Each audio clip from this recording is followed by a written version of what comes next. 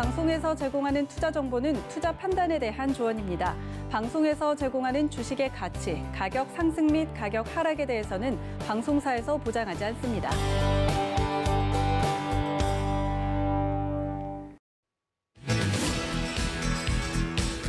안녕하세요. 베스트 트레이딩맨 거래자들 진행의 도지은입니다. 오늘은 정말 배트맨 마지막을 좀 앞두고 금요일장인데도 불구하고 제 옷 색깔처럼 빨간색을 띤 하루였습니다. 코스피 3,100선을 탈환을 하면서 4월 들어서 시장의 얼굴이 변한 모습인데요. 여러분들 이런 4월 시장 속에서도 수익률을 극대화하기 위한 방법, 오늘도 저희 박원재 위원님 모시고 이야기 나눠볼 테니까 채널 끝까지 고정 부탁드립니다. 또 본 방송에서 제공해 드릴 정보는 투자 판단에 대한 조언일 뿐 해당 주식의 가치나 수익률을 보장하고 있지는 않고요. 또 서울경제TV는 자본시장 통합법을 준수하고 있습니다. 1대1 투자 상담과 유사 수신행위 등 모든 불법 사항을 엄중하게 금지하고 있다는 말씀까지 전해드리면서 베스트 트레이딩맨 거래자들 힘차게 출발합니다.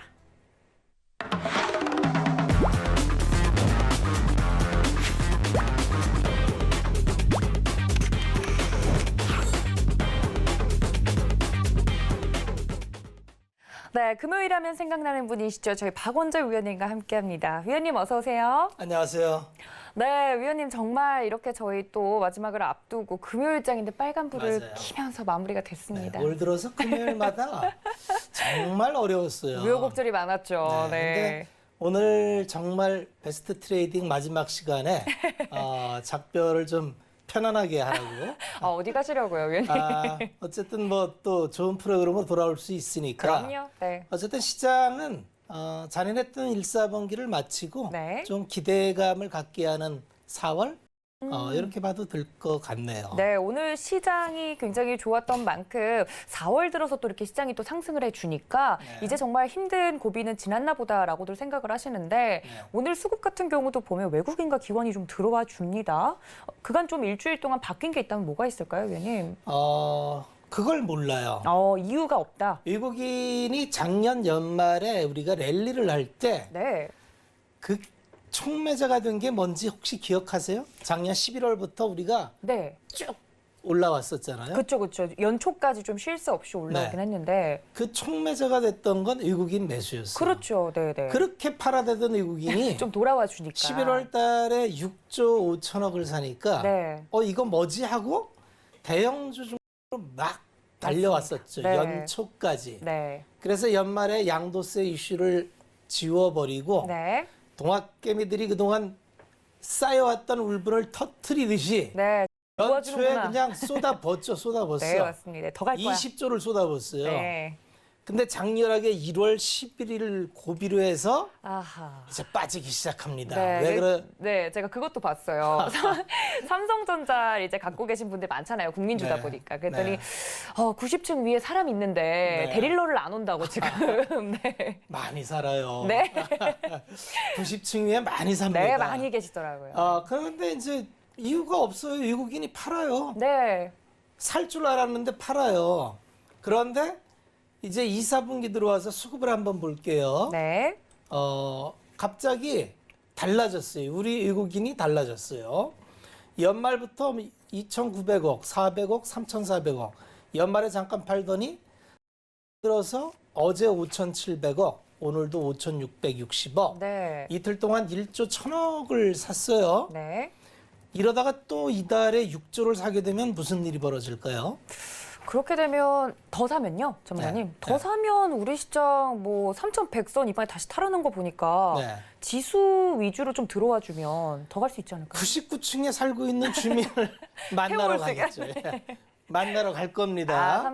삼성전자가 이제 10만 전자를 바라볼 수 있는. 결국 지수 플레이를 한다는 건 삼성전자, 현대차를 산다는 그렇죠. 얘기예요. 네. 그러면 물렸을 때도 그 종목에 물려 있고 많은 주민들이 저 고층에서 네. 여기도 사람 살아야 하고 손수건을 흔드는데 네. 이제나 저제나 소방차가 오나 기다렸는데 네. 어쩌면 볼 수 있겠다. 두 가지 측면이 있어요. 미국이 이번에 인프라 투자하고 증세를 같이 발표를 했어요. 증세를 발표했는데 생각보다 커요. 21%에서 28%. 28% 증세라는 거는 기업 입장에선 좀 부담입니다. 이게 91년도, 93년도 네. 이때 이후에 처음 맞는 증세인데 네. 그럼 기업은 영업이익에서 이제 마지막에 비용 다 제하고 법인세를 차감해야 순이익이 나와요. 네.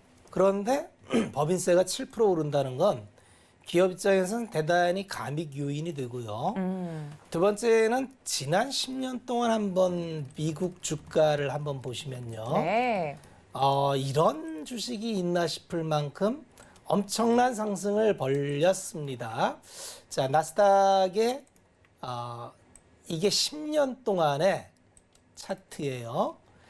10년 전 2008년도의 지수가 나스닥이 1370이었던 게 지금 13,480. 네. 지수가 10배가 올라요. 주식도 아니고. 그러니까요. 이렇게 올랐던 유일한 이유는 금융위기 이후에 달러 찍어서 미국만 돈을 뿌렸기 때문이에요. 네. 완전히 국제적으로 미국만 차별적인 성장이 가능했던 거죠. 거기에 직전 트럼프 행정부 들어서 완전히 기름을 쏟아부은 게 이렇게 좋은데 감세를 했잖아요. 네. 그리고 기업들은 열심히 자사주를 샀어요. 네. 미국 기업은 대체적으로 전문 경영인 체제예요. 네. 그러다 보니까 전문 경영인은 자기 임기 내에 평가를 받아야 되는데 가장 큰 잣대가 주가입니다.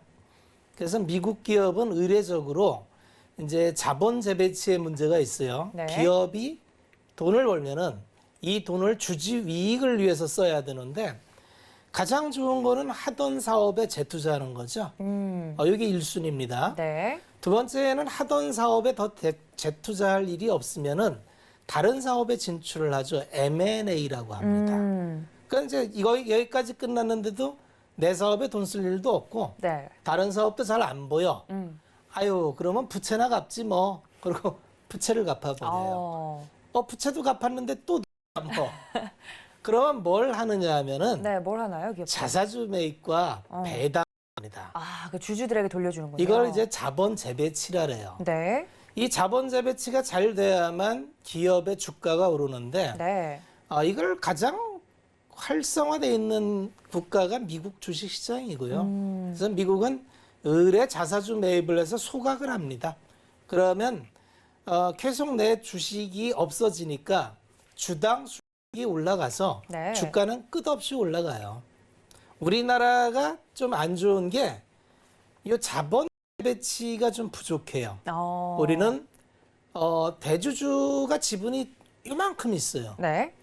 요만큼의 지분을 가지고 이사회를 장악하니까 이사회를 통해서 기업 경영을 좌지우지해요. 네. 그러니까 기업에 쌓인 돈을 내 돈이라고 생각해요. 사실은 주주 돈인데. 그렇죠. 네? 주주랑 나눠야 될 돈임에도 불구하고 이사회 의장이나 대표이사가 이건 내 돈이니까 배당을 좀 올려야 되지 않냐 그러면 무슨 소리야? 내 활동비도 부족한데. 우리나라가 네. 지금까지 배당이 좀 짰던 이유가 많이 있었군요. 좀 부족해요. 네. 그래서 그게 코리아 디스카운트의 요인이 되는데 네. 요새는 이제 주총장의 분위기가 많이 달라졌죠. 네. 주주들도 이제 많이 목소리를 높이고 경영진들도 소상권을 만든다래고 그래서 이제 우리 한국 시장도 자본 재배치를 통해서 미국 시장처럼 좀 차별받지 않는 시장으로 넘어갔으면 어떨까 그런 소망을 갖고 있습니다. 네, 정말 이렇게 범위 넓게 시장에 대해서 이야기를 해주셨는데 앞으로 4월장도 오늘 시장처럼 좀 활기쳐 주기를 말씀을 이제 드렸습니다. 그런 바람을 담아서 이야기를 해드린 것 같은데 시장 이야기 자세하게 해드렸으니까 여러분들 참고를 해주셨으면 좋겠습니다. 저희 위원님께서 말씀해주신 것처럼 덕분에 시장이 오른 것도 있고요. 또 외인들이 무엇을 샀느냐도 궁금한데 전기전자와 자동차 위주로 지수 추종 위주로 또 올라준 부분이 있기 때문에 이 부분들에 대해서 자세하게 설명을 드린 것 같고 노란톡 활짝 열어두고 있겠습니다. 서울경제TV 배트맨 검색하시고 들어오시거나 QR코드 통해서 입장 가능하고요. 저희 위원님께서 또 내일이죠. 내일 오후 1시에 무료 온라인 강연회까지 진행해 주신다고 하니까 4월장 좀 랠리가 붙은 것 같습니다. 이렇게 시장에 동력이 붙었을 때 저희 위원님과 함께 종목 이야기까지 나눠보시면 좋을 것 같습니다. 자, 이렇게 시장 이야기 전문가님과 나누고 싶은 게 너무 많은데요. 일단 이슈 코너로 넘어가서 좀 더 자세하게 나눠보도록 하겠습니다. 오늘의 이슈 함께 만나보시죠. 네, 오늘 국내 시장이 좋았던 이유가 있었죠. S&P 500이 4,000선을 처음으로 돌파를 하면서 미국의 훈풍이 국내 시장까지 불어오는 모습입니다. 좀 더 구체적으로 미국 시장과 우리 시장에 대해서 이슈 체크를 해보도록 하고요. 두 번째, 우리 시장을 이끌었던 여러 가지 요인 중에 당연히 외국인과 수급이 좋은 부분에서 전기전자 업종을 사들였기 때문인데 삼성전자가 가면 우리도 갈 수 있지 않을까라고 생각을 하면서 지금까지 주도주 자리를 빼앗겼던 반도체 관련해서 부품, 소재, 장비 관련된 종목들의 움직임까지 저희가 체크를 해보도록 하겠습니다. 네, 저희 박원재 위원님과 함께하고 있습니다. 사실 첫 번째 이슈가 곧 시장 이야기인 것 같아요. 맞아요. 네, 시장 이야기가 보면 S&P 이제 500 지수가 4,000선을 처음으로 돌파했다고 하는데 역사적으로 돌파한 이래가 없나요, 위원님? 없죠. 어. S&P는 이제 스탠다드 푸어스가 네. 추정하는 지수로 인덱스화된 건데 네네. 예전에 코스피 지수가 S&P 지수보다 높았어요. 정말요? 당연히 높았죠. 아, 그러다가 네. 이제 갑자기 미국 시장만 지난 10년 동안 차별적 성장을 하면서 갑자기 이제 치고 올라간 거예요. 그래서 S&P 그 지수가. 미국 친화적인 흐름이라는 걸 말씀하신 이유가 있었군요. 그럼요. 네. 그래서 지난 10년은 미국만을 위한 세상이었어요. 저 지금 약간 좀 배신당한 느낌인데요. 네. 전 당연히 미국이 모든 시장에서 앞서가 있는 줄 알았는데 지수가. 그렇지 않아요. 네. 미국도 10년 모든 사이클을 보려면은 세상에 변치 않는 진리가 있는데 네. 그게 뭔가요? 회귀를 해요. 평균 돌아와요. 회귀. 돌아옵니다. 차트 같네요. 네. 국가적으로도 돌아오고 네. 어떤 국가가 계속적으로 치고 나가기는 어려워요. 이번에 미국이 인프라 투자와 함께 증세를 했죠. 그렇죠. 자, 이제 이거 잘 살펴봐야 돼요. 외국인이 이제 매수하는 게 왜 매수하는지. 자본은 굉장히 정직해요.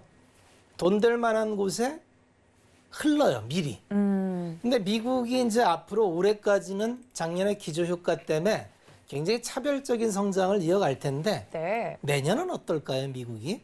내년 미리 돈을 지금 모으고 있고 또 풀고 네. 있잖아요, 시장에. 지금 올해는 작년 대비해서 무조건 다 좋아지니까 올라가요. 네. 근데 내년에는 이건 뭐 이제 계속 부양을 할 수는 없잖아요. 돈은 그렇죠. 올해 다 풀었지. 그렇죠. 근데 자사주 매입할 만큼 수익도 충분치 않고 자사주 매수도 규제할 겁니다. 그리고 증세를 하면은 기업들의 이익이 생각보다 안 나올 수 있죠. 지금까지는 미국 기업이 월등히 잘 나왔어요. 네. 그러니까 미국에 돈이 다 들어갔고 미국 주가가 월등히 올라가는 게 맞는데 내년부터 이게 꺾이면 미국 말고 딴 데를 좀 봐야 되는 거 아니야? 이런 생각을 하는 거예요. 그러면 자산 배분 전략에서 지금 G2 국가, 미국과 중국의 시가총액이 45%입니다. 네. 전 세계는 미국과 중국밖에 없어요. 네. 나머지는 그냥 깍두기예요, 다. 우리나라 시장은 전 세계 시가총액에서 2%가 채 안 돼요. 2% 수준입니다. 그러니 이 2% 수준의 시장으로 자산 배치를 해봐야 얼마를 하겠습니까? 의미 네. 있는 비중이 오기 어려운데 네. 그래도 20 몇 프로짜리의 시장이 흔들리면은 여기서 빠져나오는 돈이 아주 일부만 들어와도 네. 우리 2%짜리 시장은 대단하죠. 작년에 외국인이 한 30조 팔았죠, 우리나라에. 네. 우리나라에 30조 들어오면 어떻게 될까요? 우리나라 폭발적으로 잘 가지 않을까요? 동학개미는 여전히 들어오겠죠? 네. 국민연금이 안 팔고 좀 사주면 어떻게 될까요? 지금보다 훨씬 더 잘 갈 수 있지 않을까요? 그게 불가능할까요? 불가능까지는 아니지만 계속해서 좀 고점을 네. 테스트하고 있잖아요, 전문가님. 시장은 정말 몰라요. 그리고 위도 아래도 네. 그 작년에 외국인이 이렇게 많이 팔지도 몰랐고 그렇죠. 이제 이게 출발해서 올해 외국인이 그만큼 살 수도 있어요. 그런데 한국 기업이 얘기한 대로 그동안에 한국 기업을 저가를 유지시켰던 몇몇 요인이 이제 남북 간의 대치 문제, 네. 그다음에 불투명한 지배구조 문제. 네. 그러니까 아까 얘기한 소수 지분을 가지고 주주와 동행하지 못하는 그런 문제. 네. 그다음에 배당 문제. 이런 거가 고쳐지면은 한국은 지금 산업 구조장에서 굉장히 매력적인 산업 구조를 갖고 있어요. 지금 미중 패권 전쟁의 중심이 반도체고 그렇죠. 배터리고 네. 그 다 한국이 지금 핵심으로 갖고 있잖아요. 이번에 백악관 회의에 삼성을 오라고 불렀죠. 네, 그렇죠. 이것이 뭘 의미하겠어요. 그래서 한국 시장에 특히 삼성전자의 위상이 네. 대단합니다. 대단한 걸 우리가 인정을 해야 되고 네. 삼성전자라는 기업이 세계의 기업을 운명을 좌우할 만큼 공급망의 핵심 가치 사슬의 정점에 있어요. 네. 삼성전자가 망하면 큰일 납니다. 전 세계 공장에 다 문 닫아야 돼요. 네. 차량용 반도체가 없어서도 이 난리인데 만약에 디램 공급이 제대로 안 되면 미국의 빅테크 기업은 다 문 닫습니다. 서버 아무것도 없고요. 네. 모든 세상이 멈춘다고 보면 돼요. 반도체 없는 세상이 유지되겠어요? 안 되죠. 그래서 그런 상상을 좀 해보는 거죠. 주식 시장에서는 끝없는 상상의 나래를 펼쳐봐야 돼요. 그래서 오늘 이제 두 가지 측면, 미국에서 인프라와 증세를 했는데 네. 그거에 미국 시장은 환호를 했고 네. 같이 환호를 했는데 수급이 좀 바뀌었어요. 네. 이제 어차피 1분기 지나고 2분기는 기저효과로 어닝이 다 좋아질 거예요. 2, 4분기는. 네.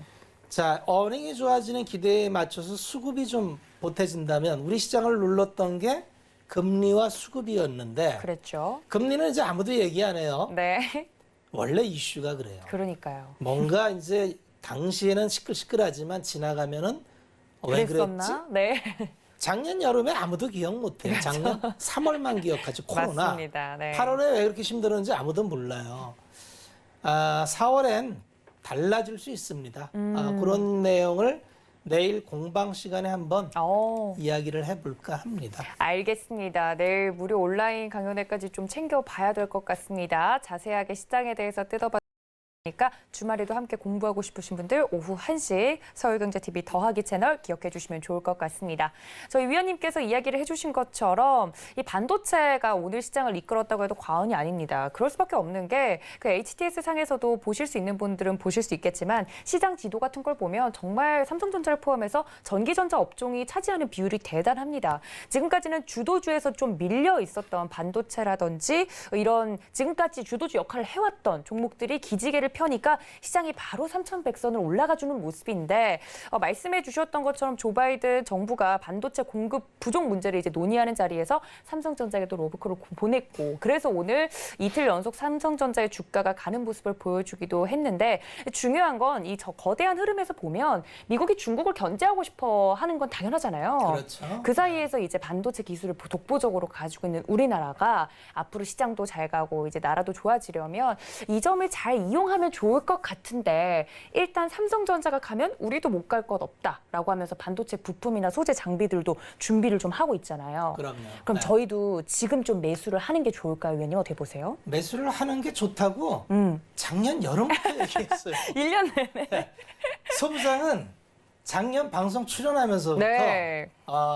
소부장을 봐야 됩니다. 네. 소부장이 앞으로 전혀 다른 세상을 맞습니다. 왜냐하면 사실은 이게 장비나 이런 쪽은 어려워요. 네. 왜냐하면 투자 사이클하고 맞물려서 돌아가니까 투자 사이클을 이해해야 되는데 네. 투자 사이클 이해하기가 쉽지가 않아요. 네. 반도체의 설비 투자가 어떻게 되고 그러면 전방에 이제 디램과 낸드 이쪽이 기준이 되고 네. 요새는 시스템까지 들어가죠. 근데 이게 다 난리예요.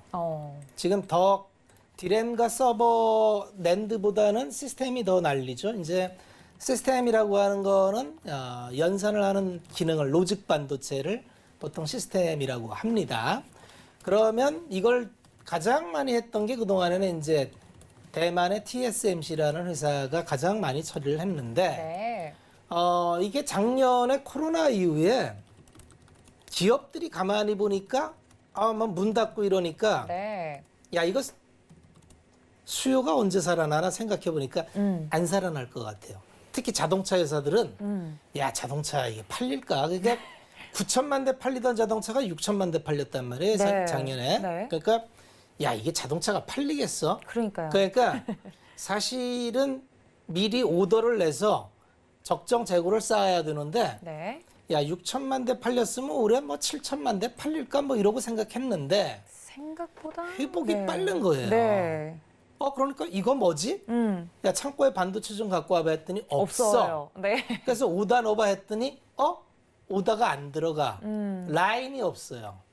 왜냐하면 이 시스템 반도체는 로직 반도체니까 주문형 반도체예요. 네. 그러니까 규격에 맞춰서 디램이나 낸드처럼 요거는 이제 딱 메모리만 하면 되니까 뭐 4G나 뭐 2B 이런 형태로 해가지고 찍어내 갖고 그냥 팔면 되는데 로직 반도체는 주문자가 원하는 대로 제작을 해줘야 되니까 네. 이게 손도 많이 가고 부가가치도 별로 없어요. 음. 그러니까 CPU나 이렇게 아주 그 정교한 걸 하는 거는 마진을 많이 먹는데 네. 차량용 반도체는 손은 많이 가고 마진은 없고 그러니까 요새 차량 반도체만 쇼트지가 난 게 아니라 언택트 시대가 되니까 노트북도 수요가 폭발하고 네.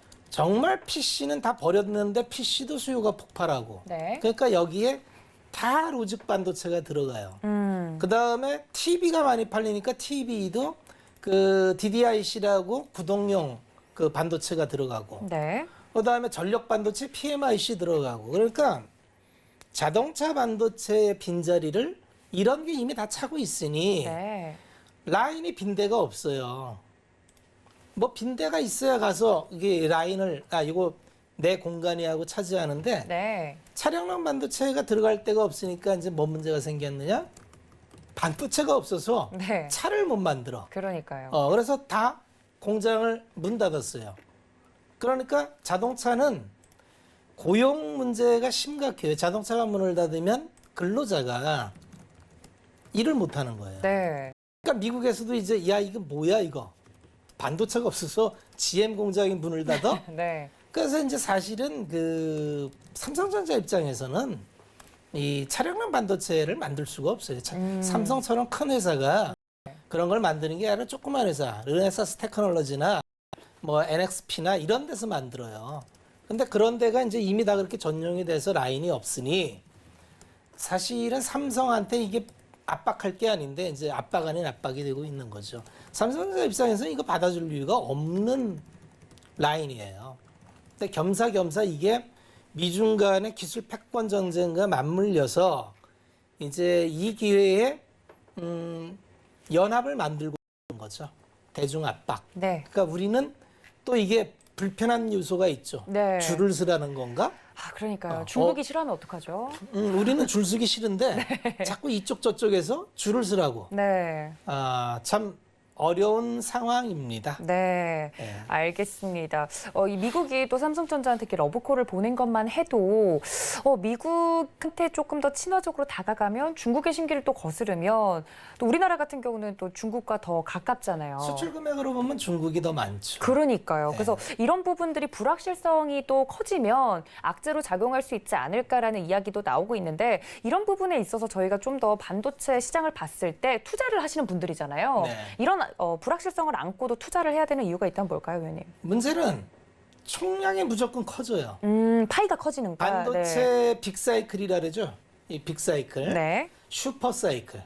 슈퍼사이클이라는 슈퍼는 함부로 안 붙인다 그랬죠. 네.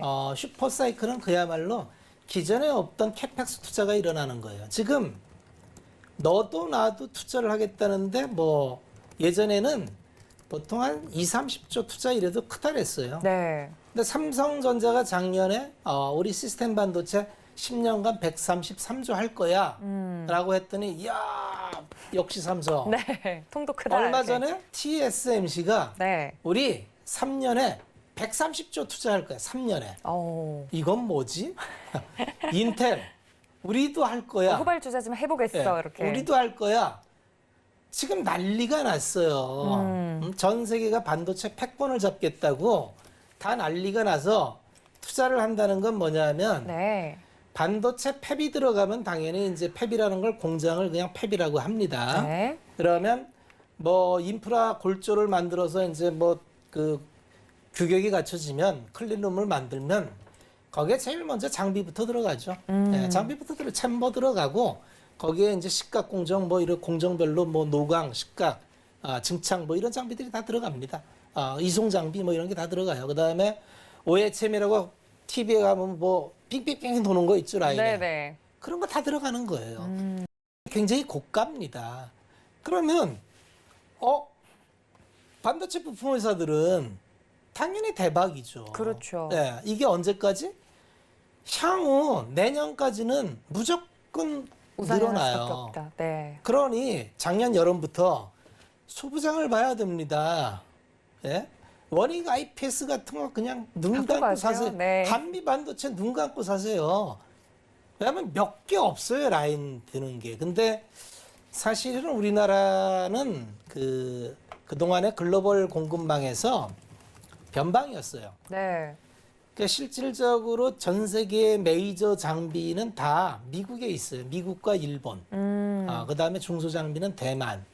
우리는 사실은 굳이 뭐 우리가 그런 것까지 해. 그래서 범용 장비 중심으로 아주 작은 파트만 맡았는데 이게 이제 국가 간의 공급망 싸움이 되면서 야, 이거 우리도 좀 키워야 되는 거 아니냐라는 인식이 생기니까 그래서 예전엔 장비 회사가 우리 뭐 1조 넘는 장비 회사는 원익 IPS가 이제 처음으로 돌아섰고 네. 없었는데 요새 다 치고 올라옵니다. 그렇죠. 실질적으로 노광 장비를 ASDML이 하는데 노광 장비를 하는 거기는 시가총액이 이미 한 280조 돼요. 오히려 하이닉스나 마이크론보다 더 높은 몸값을 받고 있는 게 부품 회사고 네. 어플라이 머티리얼즈나 램 리서치, 도쿄 일렉트론이나 이런 데도 이미 170조, 100조 장비사들이 이런 어마무시한 가치를 받습니다. 소재 부품도 마찬가지예요. 네. 그래서 우리가 이 업사이드가 제대로 터지면 정말 큽니다. 괜히 반도체 슈퍼사이클이라고 이야기를 하는 게 아닌 것 같습니다. 주식은 네. 항상 업사이드를 계산해야 돼요. 그렇죠. 예, 이게 얼마나 클 수 있지? 네. 뭐 커봐야 이를테면은 뭐 음료 시장 네. 커봐야 사람들이 마셔봐야. 야 그거 뭐 음료수 마셔봐야 그러니까 그런 거는 성장의 한계가 딱 있어요. 네. 그런데 이런 거는 터지면은 정말 엄청나게 커질 수 있어요. 산업의 업사이드를 그래서 네. 봐야 된다는 말씀까지 해드렸습니다. 여러분들 반도체 사실 최근 시장에서 좀 소외를 받았던 것이 사실입니다만 슈퍼사이클이라는 이 슈퍼가 괜히 붙은 말이 아닌 것 같습니다. 반도체 시장에 대해서 이제 시작이라고 말씀을 해드리면서 눈여겨봐야 된다고 말씀까지 드렸으니까 이슈 여기서 마무리 짓고요. 저희는 종목 이야기로 돌아오겠습니다. 잠시만요.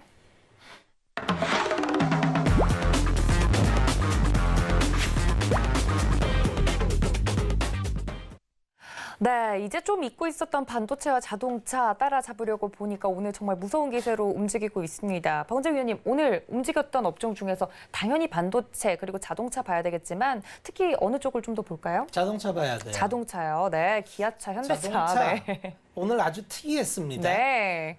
도하나께서 말씀하신 28층에 우리 사람 있어요. 네, 대단했죠, 연초에. 네. 네, 현대차, 기아차, 애플과 파트너 맺어서 아유. 할 수 있어요라는 걸로 이제 쭉 뻗어나갔는데. 저는 주가만 보면 이미 애플카가 나온 줄 알았어요. 네. 그런데 이제 우리가 생각해야 될 게 우리가 테마나 이슈가 일시적인 게 있고 지속적일 수밖에 없는 게 있는데 네. 자동차는 이게 계속 이런 게 반복될 거예요. 오늘도 구글과 무슨 협업한다고 네. 뉴스가 나왔는데 그거 아니라고 부인을 했는데도 안 빠져요. 안 빠지는 게 왜 안 빠질까요? 빠지지 않는 이유요? 네.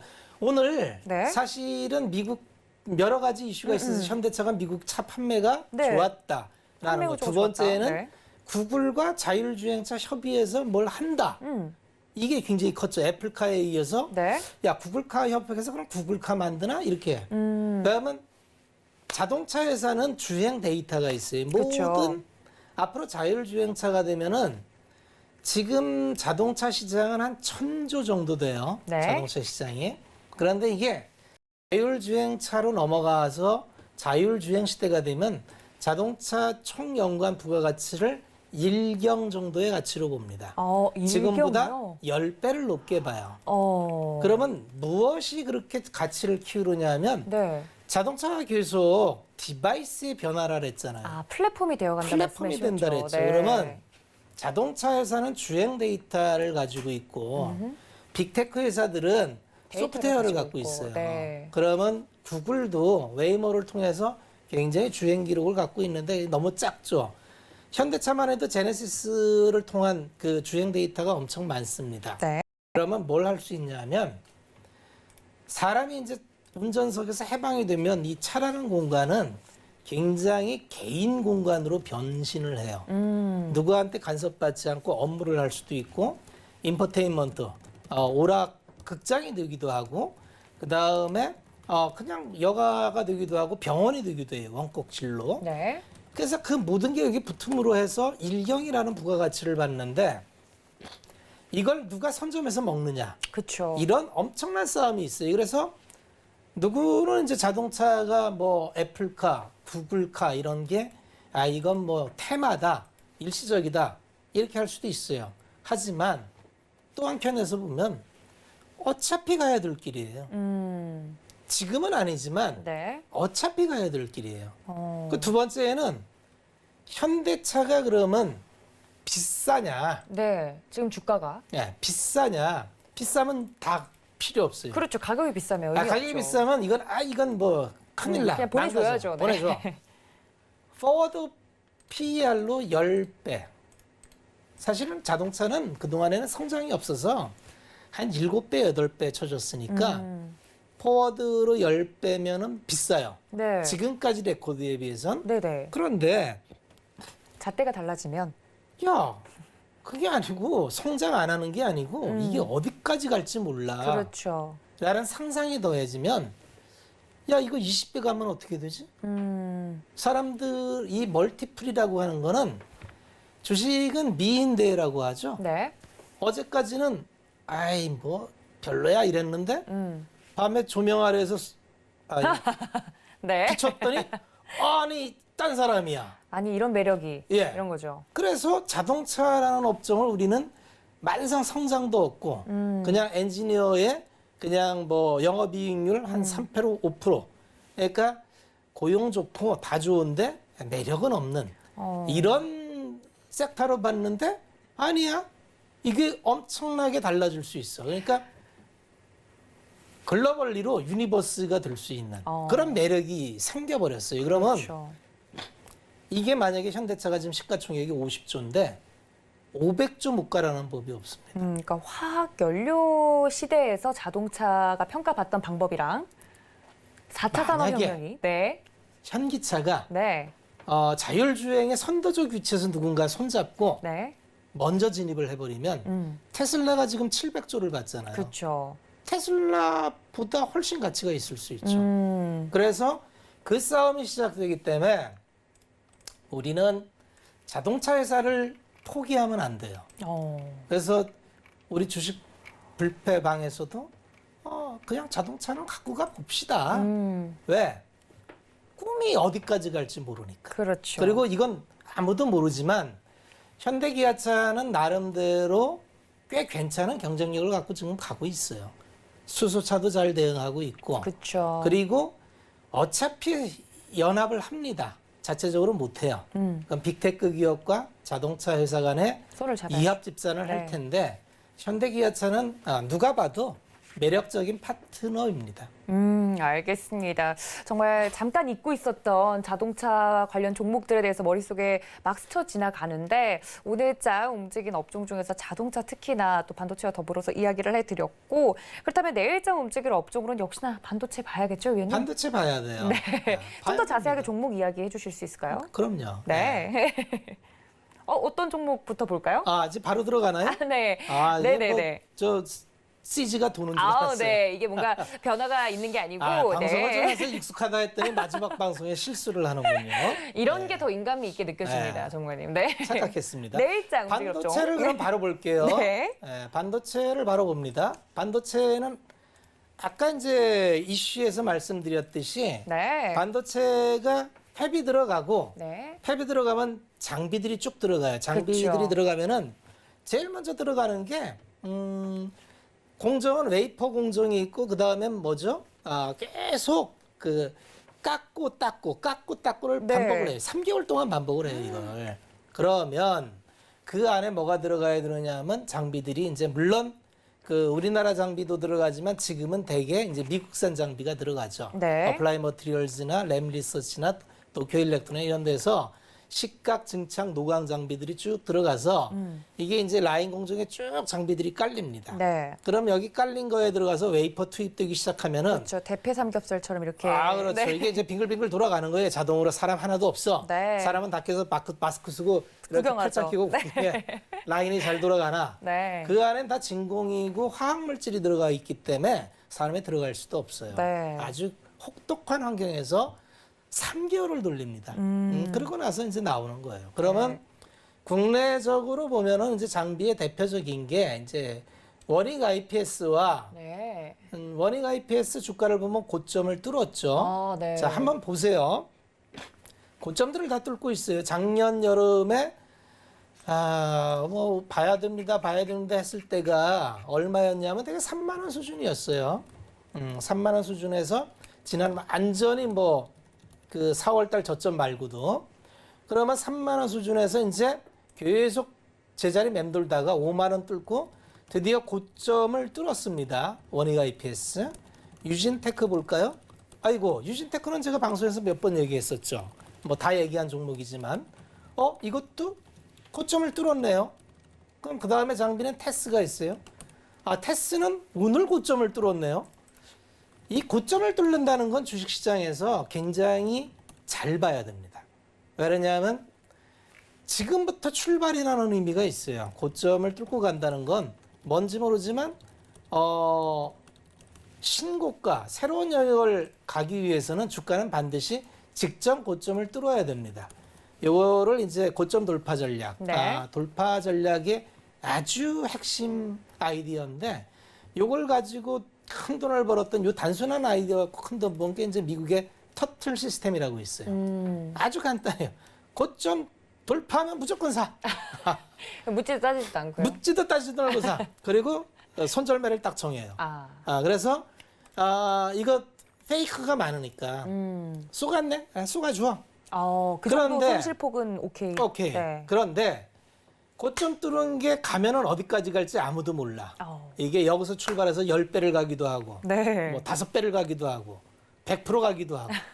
그러니까 출발은 고점을 돌파하는 거야. 그런 고점 돌파할 때 일단 따라가서 그런데 우리가 산업 사이클을 알아. 네. 야, 이게 좋아지는 것 같은데 근데 고점들을 뚫었어. 일단 들어가 봐. 이게 전략입니다. 그럼 원익 IPS 지금 들어가도 되는 건가요? 그 전략이라니. 바로 그게 들어갈 돌파 만하다. 전략이에요. 그래서 만약에 되돌림이 나와서 불안해. 네. 야, 그러면 이 물렸나 보다. 그러면 이게 선물 옵션은 무조건 로스컷을 쳐야 돼요. 네. 그런데 이건 산업 사이클을 알잖아. 네. 에이, 물렸는데 손절매? 아니야. 기다렸다 물 탈래. 이럴 수 있는 거죠. 전력은 탄력적으로 할 수 있습니다. 탄력적으로. 그렇군요. 기본적으로 일단 가장 대표적인 종목인 원익 IPS를 가지고 고점 돌파 전략으로 충분히 접근이 가능한 종목이다. 예시로 들어드렸습니다. 정말 박원재 전문가님께서 이렇게 확신을 가지고 이야기해 주신 종목, 지난 이제 작년 여름부터 이야기를 해드렸던 종목이기 때문에 여러분들 다 아실 겁니다. 좀 더 자세한 이야기 노란톡 열어두고 기다리고 있겠습니다. 서울경제TV 배트맨 검색하시고 들어오시거나 QR코드 통해서 들어오실 수 있으니까요. 산업 사이클을 알고 종목에 대한 확신이 있으면 탑다운 방식으로 접근이 불가능한 반도체 종목은 없다 말씀을 드렸습니다. 이 점까지 참고 부탁드릴게요. 자, 저희는 마지막 코너죠. 베스트 스탁 시간으로 돌아오겠습니다. 잠시만요.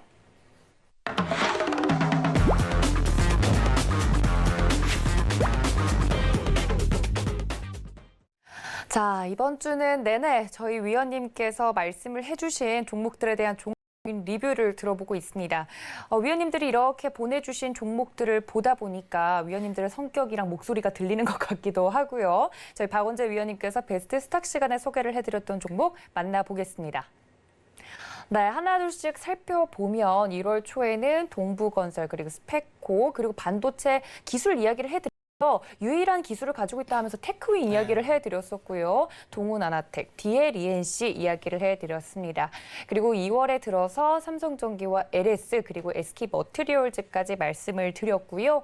마지막 또 보면 한참 이제 소비자 관련해서 이야기가 나왔을 때 현대백화점 이야기를 해드렸고 포스코 이야기를 해드렸고 3월 말에 원익 IPS까지 이야기를 해드렸네요. 저 때만이라도 가지고 있었으면. 그러게요. 네, 오늘 활짝 그러게요. 웃으면서 저희 방송을 봤을 텐데 이게 증거로 다 남아 있어요. 그렇죠, 위원님?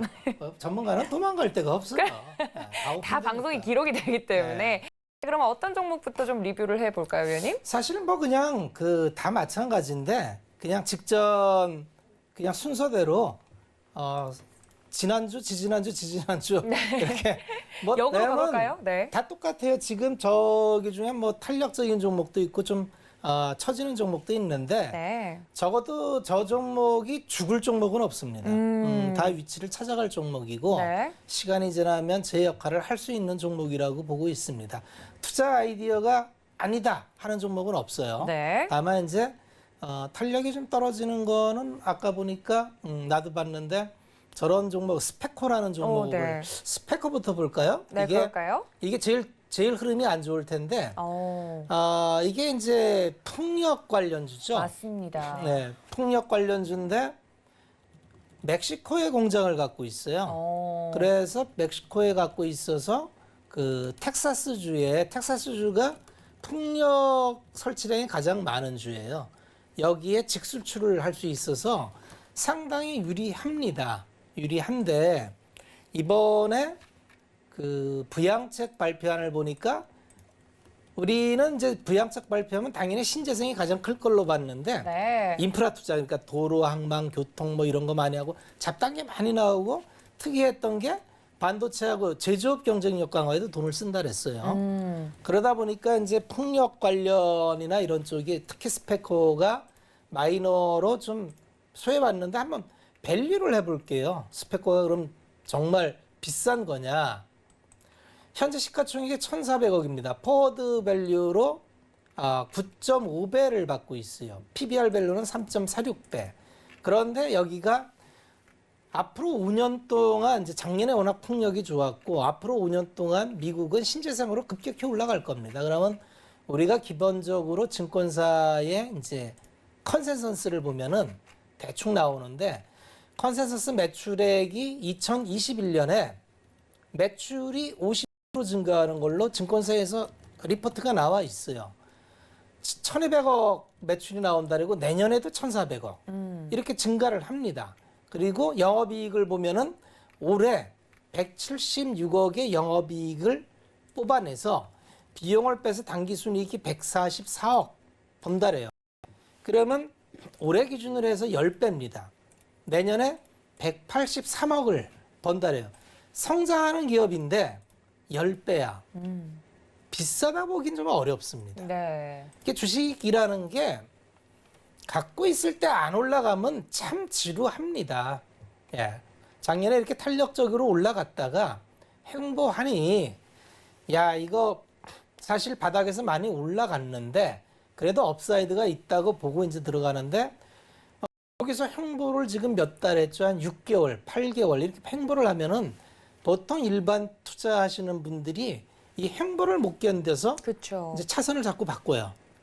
그러면 당초에 우리가 생각했던 투자 아이디어에서 훼손됐거나 아니면 훨씬 더 좋은 투자 종목이 생겼을 때는 바꿔도 됩니다. 네. 그래서 내가 스펙커보다 반도체가 훨 좋겠다, 빠르고 그럼 바꿔도 됩니다.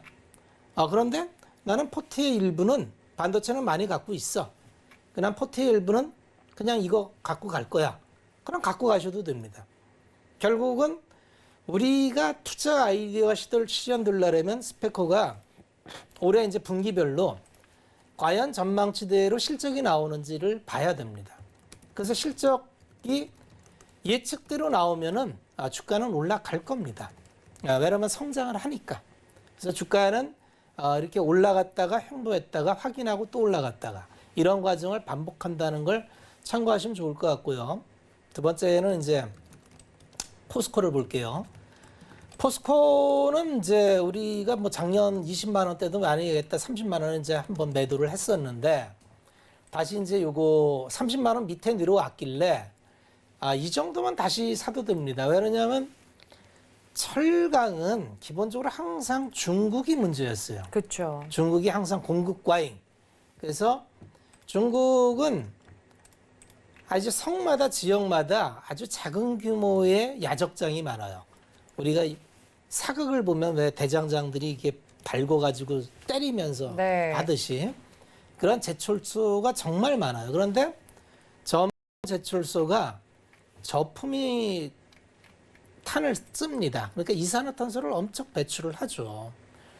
철광석을 뽑는 거는 이제 철광석 석탄을 떼가지고 녹여가지고 이제 샘물을 뽑아내는 건데 막 아주 공정이 단순합니다. 그걸 고로라라는데 그런데 문제는 이제 석탄을 떼야 되니까 이산화탄소를 엄청 배출을 하고 중국은 이산화탄소를 최대 배출하는 국가예요. 그래서 유럽에서 이산화탄소 배출을 좀 줄이지 않으면 우리하고 무역하기 어렵다 이런 얘기를 하니까 우리도 그러면 탄소 중립을 하겠다. 그 대신 좀 넉넉하게 2040년까지. 그래서 이번에 공산당에서 굉장히 타이트하게 그 통제를 합니다. 그러면 중국이 이렇게 철광석을 통제를 하고 공급 과잉이 안 나오면 국내 철강에서는 정말 좋아져요.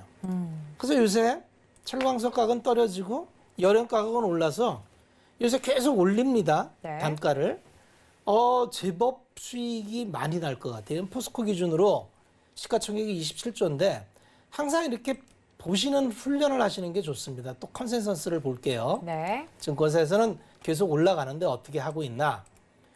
지금 내년도 올해 매출을 63조, 이게 이제 다 합산된 건데 어쨌든 10% 불고 영업이익이 4조 8천억을 봐요.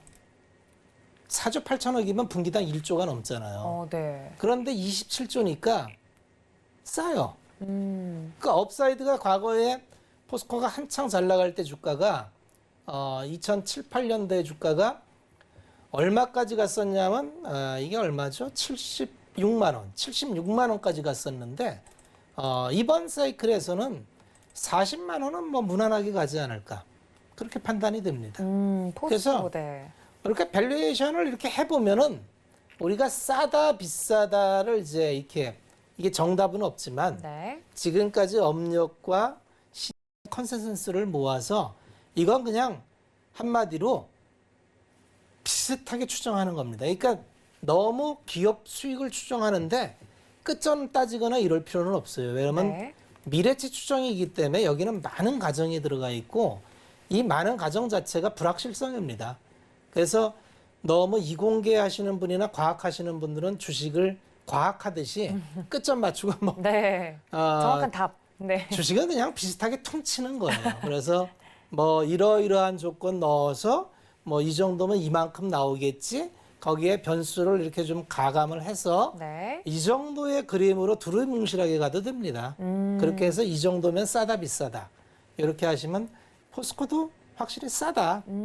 그렇게 보시면 될 것 같습니다. 알겠습니다. 저 같은 경우 수학을 잘 못하는데 수학처럼 답이 딱 정해져 있지 않는 주식이 오히려 이렇게 친근하게 느껴질 때가 있습니다. 우리 박원재 위원님의 마지막 종목 리뷰들까지 만나봤고요. 노란톡 열어두고 기다리고 있겠습니다. 서울경제TV 배트맨 검색하시고 들어오시거나 QR코드 통해서 입장하실 수 있으니까 많은 참여 부탁드리겠습니다.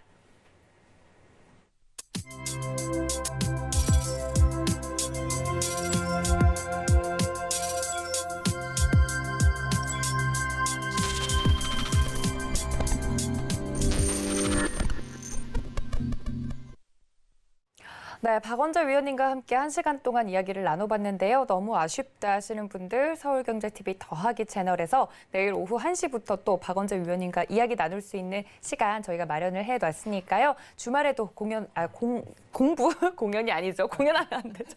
공부하고 싶으신 분들 토요일까지 많은 참여 부탁드리도록 하겠습니다. 제가 위원님을 보내드리기 싫어가지고 별의별 말을 다 하네요.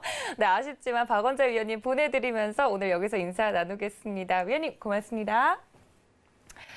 네, 또 본 방송에서 제공해드린 정보는 투자 판단에 대한 조언일 뿐 해당 주식의 가치나 수익률을 보장하고 있지는 않습니다. 또 서울경제TV는 자본시장 통합법을 준수하고 있죠. 1:1 투자 상담과 유사 수신행위 등 모든 불법 수행을 엄중하게 금지하고 있다는 말씀까지 전해드리면서 저도 하나는 더 헛소리하기 전에 조금 더 쉬었다가 심야상담소로 다시 돌아오겠습니다. 시청해주신 여러분 고맙습니다.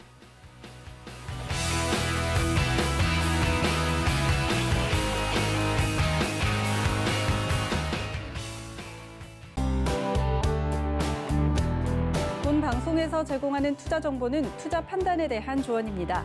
방송에서 제공하는 주식의 가치, 가격 상승 및 가격 하락에 대해서는 방송사에서 보장하지 않습니다.